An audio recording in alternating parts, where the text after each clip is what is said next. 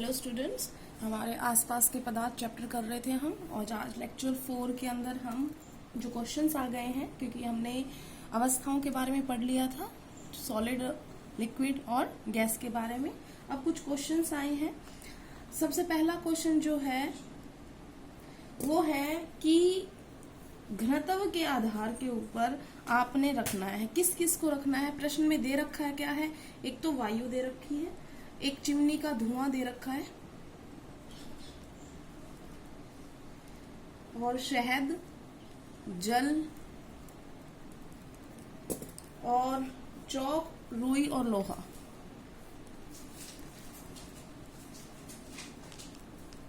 इन सबको घनत्व, डेंसिटी के आधार पे रखना है और बढ़ते हुए क्रम में रखना है। इसका मतलब इंक्रीजिंग ऑर्डर में। तो सबसे पहले हम कम घनत्व वाला रखेंगे, फिर ज्यादा और फिर ज्यादा। कल मैंने जब आपको बताया था अवस्थाओं के बारे में, तब मैंने बताया था कि सॉलिड के अंदर सबसे ज्यादा पार्टिकल्स नजदीक होने के कारण उनका घनत्व सबसे ज्यादा होता है।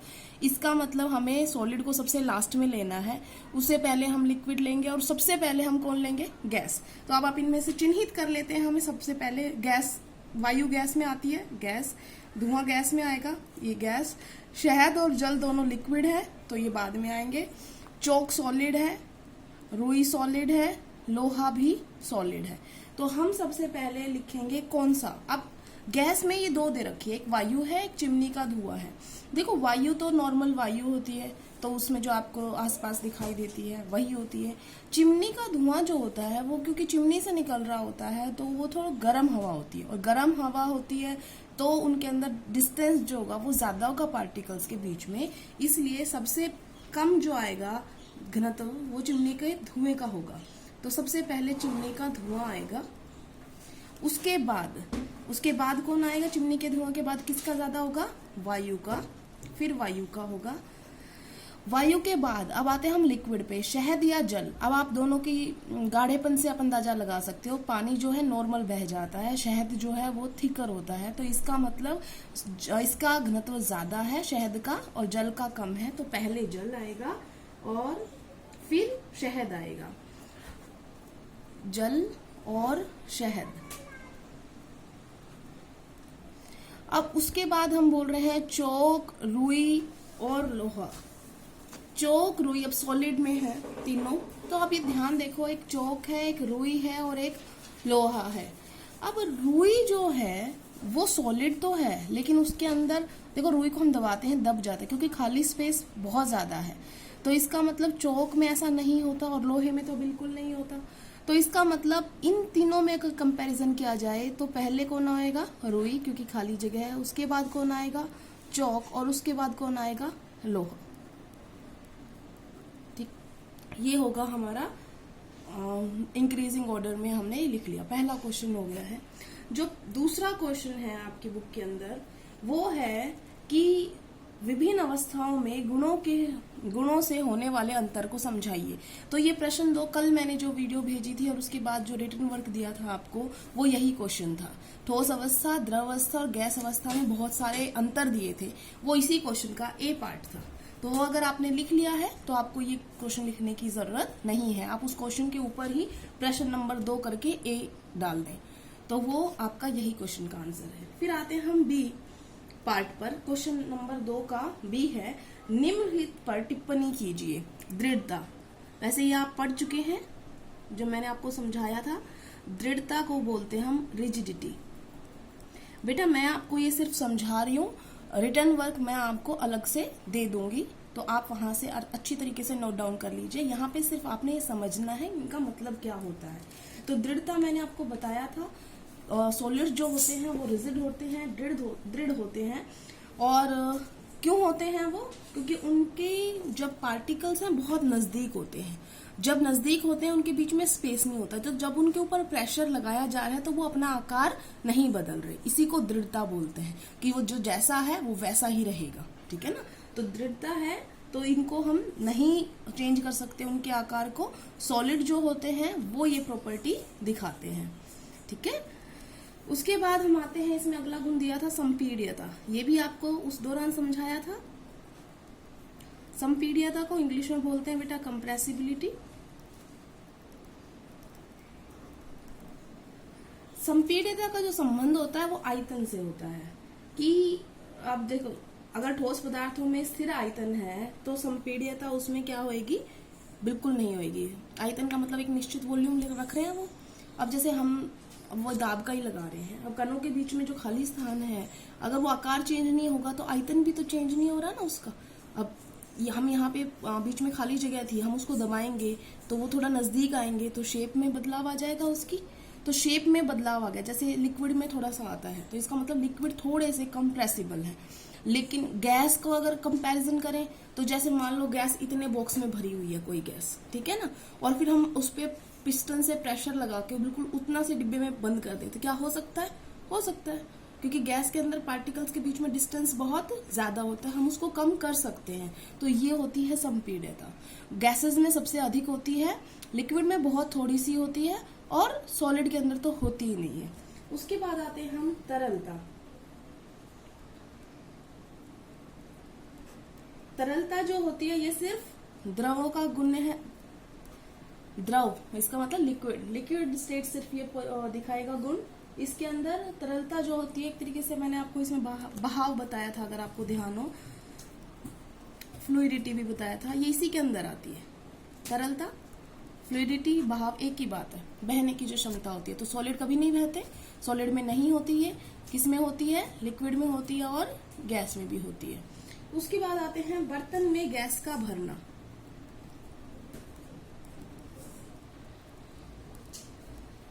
कोई भी गैस होती है, जिसमें बोला है बर्तन में गैस का भरना। अब गैस मैंने अभी बताया था, अगर मान लो इस कैप के अंदर कोई गैस भरी है और मैंने इसको बंद कर रखा है, ठीक है, अब ये ढक्कन खोल के अगर मैं किसी बंद बॉक्स में उसको ट्रांसफर कर दूं तो वो पूरे बॉक्स में फैल जाएगी। इसका मतलब गैस जो होती है वो स्टेट है जो अपना आकार भी बदल रही है और आयतन भी बदल रही है। तो वो जोन सा भी उसे बर्तन मिलेगा, जैसा भी वेसल मिलेगा, वो उसी वेसल के हिसाब से उसमें पूरा कवर कर लेगी, उसको पूरा भर लेगी। इसे बोलते हैं गैस का भरना बर्तन में। तो ये किस वजह से हो पाई? क्योंकि उनके बीच में आकर्षण बल बहुत बहुत कम है कणों के बीच में। तो पहले कण अगर इस कैप में रखेंगे तो कण बहुत नजदीक आ गए थे, लेकिन जैसे ही आप उसको खोलोगे ढक्कन को और बड़े बॉक्स में डालोगे तो वो दूर चले जाएंगे, क्योंकि इनके बीच में आकर्षण बल इतना नहीं है कि वो वहां पे बांध के रख सके उनको, ठीक है, कणों को। इसलिए वो गैस जो होती है पूरे बर्तन में भर जाती है। आकार, आकार मतलब शेप। अब अभी बताया मैंने, एक पदार्थ का एक कण है, दूसरे कण से आकर्षण बल रख रहा है। आकर्षण बल बहुत अधिक होगा तो पार्टिकल्स बिल्कुल क्लोज रहेंगे, बहुत क्लोज होंगे, तो उन्होंने कोई शेप बना ली होगी उसमें, लेकिन वो आकार बना लिया। अगर वो फोर्स ऑफ अट्रैक्शन इनके बीच में बहुत ज्यादा है तो हम उसको बदल नहीं सकते उस आकार को। क्यों? क्योंकि वो जो जैसे ये फोर्स है एक कण और दूसरे कण के बीच में, हम इनको सेपरेट नहीं कर पा रहे। क्यों नहीं कर पा रहे? क्योंकि फोर्स ऑफ अट्रैक्शन बहुत स्ट्रांग है। लेकिन जब वो दूर दूर हैं तो हम उनको सेपरेट कर सकते हैं। गैस में तो और दूर है तो हम और सेपरेट कर सकते हैं। इसका मतलब जो ठोस अवस्था में जहां पर आकर्षण बल बहुत अधिक होता है उनका आकार कभी भी नहीं बदलता। किसके अंदर नहीं बदलता? सॉलिड के अंदर। लिक्विड में आकार बदलता है ना, उसने जग की शेप ले ली, फिर पतीले के अंदर जो दूध डाला था उसकी शेप ले ली थी, तो इसका मतलब सॉलिड का आकार बदल जाता है। तो हम यही कह रहे थे कि सॉलिड का आकार जो होता है वो नहीं बदलता, लिक्विड और गैस का आकार बदल जाता है। अब बात करते हैं हम गतिज ऊर्जा की। गतिज ऊर्जा मतलब काइनेटिक एनर्जी, वो ऊर्जा जो कणों की गति के हिसाब से संबंध रखती है। तो गतिज ऊर्जा सबसे अधिक किसमें होती है? उसमें सबसे अधिक गतिज ऊर्जा होगी, ये मैं पहले भी समझा चुकी हूँ। सॉलिड के अंदर सबसे कम, लिक्विड में थोड़ी ज्यादा और गैस में सबसे ज्यादा। घनत्व की बात कर रहे हैं, घनत्व को क्या बोलते हैं हम? डेंसिटी। तो जो डेंसिटी होती है वो क्या होता है? एक तरीके से अगर फॉर्मूला मैं बताऊं, किसी पदार्थ का घनत्व निकालना है तो उस पदार्थ का द्रव्यमान कितना है बटे में उस पदार्थ का आयतन कितना है। इंग्लिश मीडियम के लिए मास ऑफ दैट सब्सटेंस बटे में वॉल्यूम ऑफ दैट सब्सटेंस।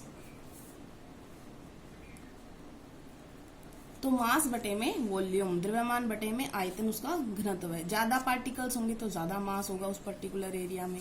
तो सॉलिड के अंदर अगर वॉल्यूम सबका सेम रखा जाए तो सॉलिड में ज्यादा मास होता है, तो सॉलिड में डेंसिटी भी ज्यादा होगी, लिक्विड में थोड़ी सी और कम हो जाएगी, गैस में थोड़ी और कम हो जाएगी।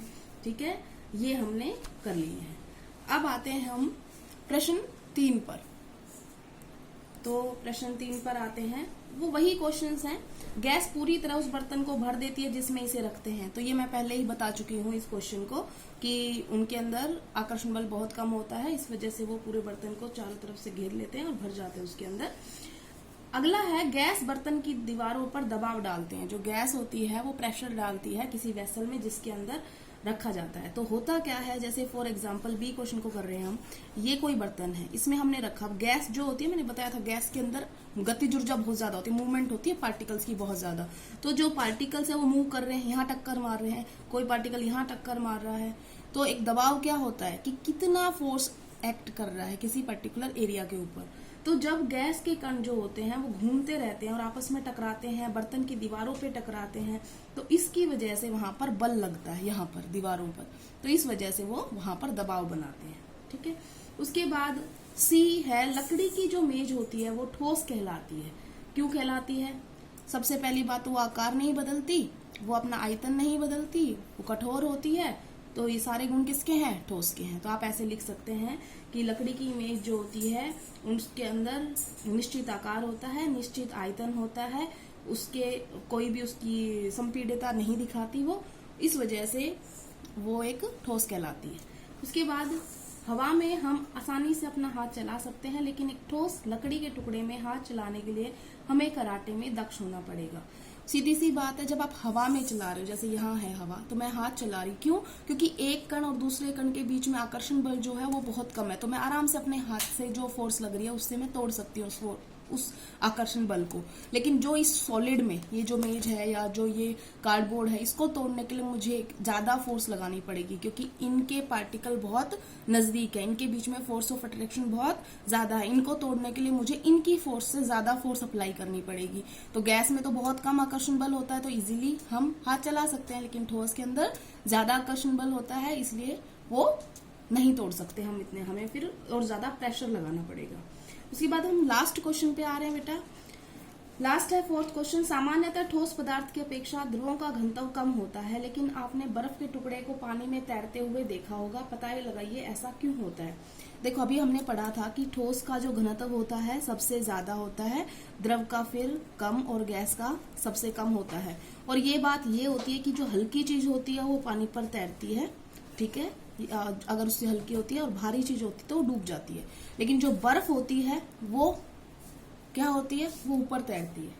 जबकि अगर बर्फ है तो बर्फ तो ठोस अवस्था है, उसे क्या होना चाहिए? डूब जाना चाहिए था, क्योंकि पानी से ही बनी थी ठोस अवस्था उसकी, तो उसको ज्यादा होना चाहिए था। तो क्वेश्चन बिल्कुल सही है। तो हमने क्या कहना है कि जब नॉर्मल ठोस अवस्था होती है तो घनत्व ज्यादा होता है, लेकिन बर्फ के केस में क्या होता है? बर्फ के केस में उसके अंदर जो वाटर मॉलिक्यूल होता है वो दूसरे वाटर मॉलिक्यूल से ऐसे अटैच होता है चारों तरफ, और ये जो स्ट्रक्चर होती है इसकी, ये केज लाइक स्ट्रक्चर बनाते हैं। दिख रहा है आपको? केज बन रहे, खाली जगह बन रही है, तो ये एक केज लाइक स्ट्रक्चर बनती है इसकी, जिसकी वजह से यहाँ पर खाली स्थान बहुत ज्यादा होते हैं। आइस की जो अंदर स्ट्रक्चर होती है उसके अंदर रिक्त स्थान, खाली स्थान बहुत अधिक होते हैं, जिसकी वजह से वो पानी से उसका जो घनत्व होता है वो कम होता है, जो बर्फ का घनत्व होता है वो कम होता है, इसलिए बर्फ जो है पानी के ऊपर तैरती है। ठीक है, ये 4 क्वेश्चन हैं, इनके रिटर्न मैं आपको भेज दूंगी। बाकी अगर कुछ फिर भी डाउट रहता है तो आप मुझे बता सकते हैं। Thank you class.